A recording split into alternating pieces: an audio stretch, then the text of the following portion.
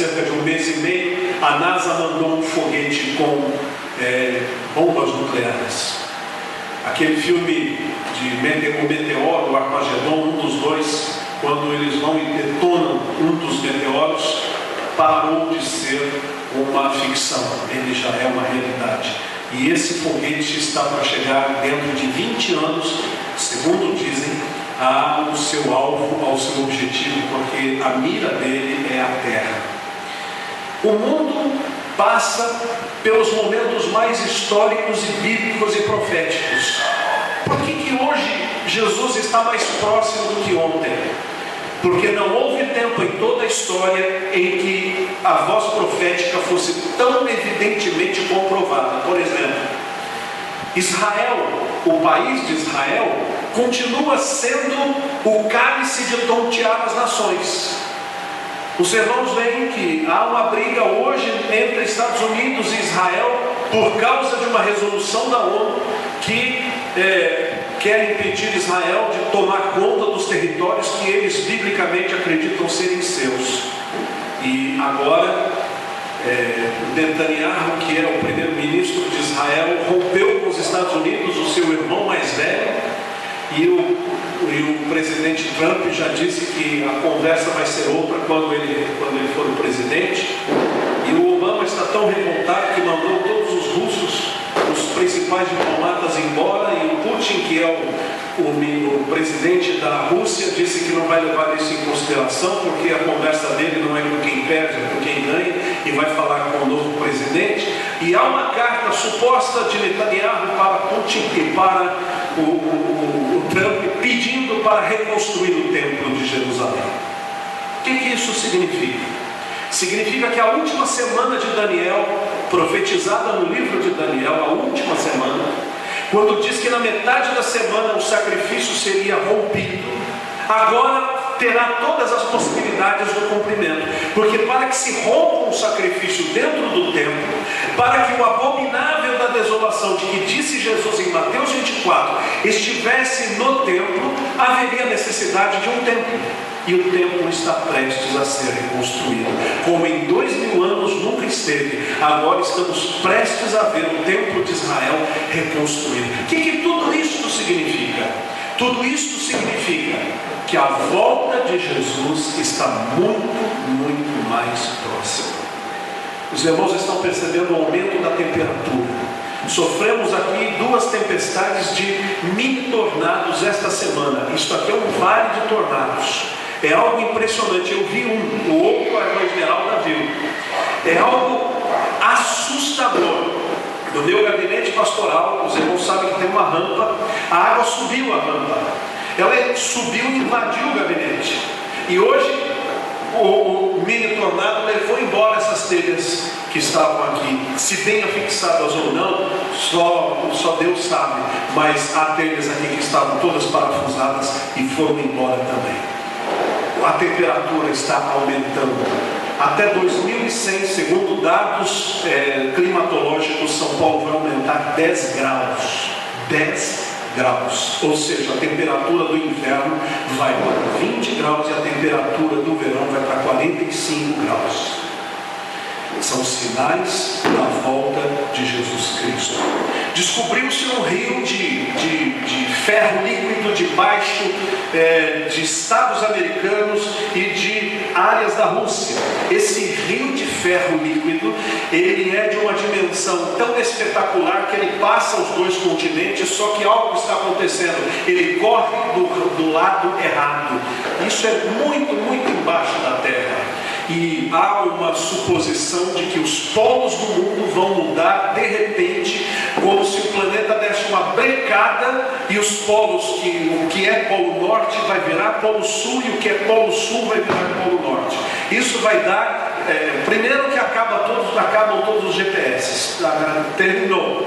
Segundo, que nós não sabemos o que vai acontecer em todo o planeta com essa mudança de magnetismo. Sinais da volta de Jesus. Jesus disse que antes dele chegar, os homens seriam abrasados pelo poder do fogo do sol. A lua ficaria como sangue, as estrelas do céu cairiam e a abóbada celeste seria abalada. Tudo isso nos mostra que o ano de 2017 é o ano mais próximo da volta de Jesus do que foi 2016, e que sinais proféticos estão acontecendo em todas as esferas da humanidade. Neste ano de 2016 foi anunciado o primeiro bebê filho de 3 pessoas. Ou seja, misturaram geneticamente 3 pessoas para sair um. Quem faz mistura de 3, mistura 5, mistura 10 e mistura também animais. Quando nós vemos em Apocalipse menções a respeito de escorpiões que tinham cabelo de mulher, cara de leão e etc, isso já não fica mais tão fantasioso no sentido da imaginação, porque o ser humano está mexendo com o que não deveria. E nós estamos invadindo a privacidade de quem nos criou. Entramos no código fonte, no código raiz, no roteamento da criação de Deus. Ou seja, o homem está tentando construir o seu trono acima do trono de Deus, dizendo: eu também posso fazer. É como contaram numa pequena anedota, dizendo assim, o homem dizendo: eu sou como o Senhor, eu já tenho todo o seu conhecimento, eu posso fazer do barro uma pessoa. Aí Deus diz: então faz. E o homem diz: então me dá o barro. Diz: não, faça o seu barro. O homem faz com o que existe, não com o que não existe. Deus, do nada, Ele traz a luz. Quando Deus diz: fiat lux, faça-se a luz, haja luz, Ele não dependeu de material pré-criado nenhum, porque Ele é o Criador de todas as coisas. 2017 poderá ser tão bom ou tão ruim quando aceitarmos o que está escrito nesse texto de Mateus 6,33. É como diz aquela conversa de que uma pessoa falava que o outro era muito sábio, e essa pessoa pegou um passarinho atrás e disse assim: me diga, sábio, esse passarinho está morto ou está vivo? E aí o sábio disse: depende de você. Porque se ele dissesse que estava vivo, ele apertava e matava. Depende de você. Você quem sabe. O ano de 2017 depende de você colocar em prática o que está escrito: buscar primeiro o reino de Deus e toda a sua justiça. O que é isso? Buscar primeiro o reino de Deus e toda a sua justiça significa buscar a Deus de verdade. Como é que se faz para fazer isso? Um bom começo está aqui. Há muita gente que não por causa de familiares, mas por causa de foguetório, por causa de shows, por causa de festas, por causa de eventos, por causa de comércio, por causa de profissão, estão vendendo a sua própria dignidade para passar o ano novo na promiscuidade. Muita gente fazendo isso. Você, pelo contrário, há pessoas que não estão aqui, mas não é por esse motivo, é por causa de familiares. Mas aqueles que escolhem estar na casa de Deus como sua prioridade, começaram muito bem. E assim nós devemos escolher a casa de Deus como nossa prioridade o ano todo. Não apenas no primeiro dia do ano, mas todos os dias da nossa vida. A começar por guardar o dia do Senhor. O dia do Senhor não é uma banalidade. Deus disse que durante 6 dias deveríamos trabalhar, no 7º nós descansaríamos, seria o descanso do Senhor. Nós cristãos guardamos o sábado, o descanso, o Shabat, no dia do Senhor, como os cristãos em Atos dos Apóstolos o faziam. E o dia do Senhor deve ser vivido com responsabilidade. Segunda coisa, com a fidelidade na administração dos bens. Lembrem-se, meus irmãos, eu não sei com quem que eu estava conversando com meu sogro. Ele dizia que um Mazzaropi foi um homem tão rico, tão famoso, tão poderoso, tão dono da mídia. Qualquer filme que produzia levava multidões aos cinemas. O Mazzaropi morreu e poucas pessoas hoje falam a respeito deste homem, porque a vida passa, a vida é medíocre, a vida desaparece. Então, estávamos falando sobre esse tipo de coisas, de que pessoas acham-se poderosas, mas elas acabam, elas desaparecem. Mas quem busca primeiro o reino de Deus e a sua justiça, esse permanece para sempre. E guardar o dia do Senhor e servir ao Senhor com alegria faz parte disso. Os nossos bens vão passar, mas se soubermos que os nossos bens não são nossos, são de Deus, não teremos dificuldades de sermos fiéis dizimistas. É duro o que a Bíblia diz, mas quem não dizima rouba a Deus. Neste ano de 2017, se você quiser buscar primeiro o reino de Deus e toda a sua justiça, não roube a Deus. E onde que eu devo entregar? Para o Bispo Macedo? Na Igreja Católica? Aqui você deve entregar o seu dízimo, onde você reparte com os seus irmãos os bens espirituais que recebe, onde você serve a Deus em comunidade, porque tudo isso é revertido para você mesmo na administração das coisas do Senhor. É aqui o lugar onde você deve apresentar a sua fidelidade a Deus, tanto quanto para os judeus era no templo de Israel, no templo de Jerusalém. Deus não ia lá pegar o dinheiro, porque até aquilo que era oferecido como sacrifício, eles comiam juntos ali na presença do próprio Deus. E é assim que Deus quer, que sejamos fiéis, e que não apenas fiéis naquilo que é básico, mas sacrificialmente fiéis com as necessidades que Ele coloca no nosso caminho. Como por exemplo, há 3 anos estamos construindo esta igreja. Há 3 anos estamos num esforço profundo para podermos terminar as construções desta igreja. Vai longe ainda, mas muita coisa já está feita, mas muitas outras precisam ser feitas, e a nossa fidelidade deve constar disso. Buscar primeiro o reino de Deus e sua justiça é orar, e orar mesmo. Orar no quarto de guerra, como nós assistimos no filme. Orar quando tudo diz para não orarmos. Orar quando não temos vontade. Orar de verdade. Orar com insistência. Orar com submissão. Orar com fé. Orar sem desistir.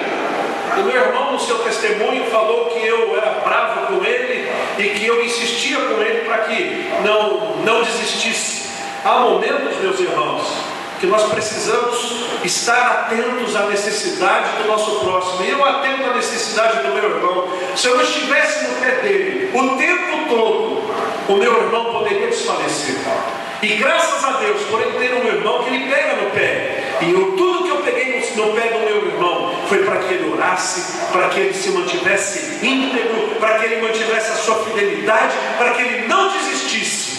E é assim que nós devemos fazer na nossa oração. Orar para nós não desistirmos. Orar para sermos fiéis. Orar para que outros venham conhecer Jesus Cristo como Senhor e Salvador de suas vidas. Porque o Evangelho não nos foi dado para nós nos beneficiarmos dele como se fosse apenas os que estão comamos e bebamos que amanhã vamos para o céu. Não! Jesus deu uma ordem para quem conhece o Evangelho: ide por todo mundo, pregai o Evangelho a toda criatura, anunciar a salvação. Buscar primeiro o reino de Deus é buscar a Bíblia. Há muito crente que não conhece a Bíblia. Conversava com os netos a respeito desse assunto. Gente que muitas vezes frequenta a igreja, mas que da Bíblia não conhece absolutamente nada. Só que nós temos a obrigação de conhecer a palavra do nosso Deus. Um comunista de Cuba conhece o comunismo, seu livro de cabeceira. Os islâmicos conhecem o Alcorão como seu livro de cabeceira. E muitos de nós que somos crentes, muitos de nós nunca lemos a Bíblia completa uma vez só na vida. Precisamos conhecer a palavra de Deus com fidelidade, com amor e com devoção. Buscar primeiro o reino de Deus é buscar a santificação. Santificação do corpo. O corpo não foi feito para vaidade.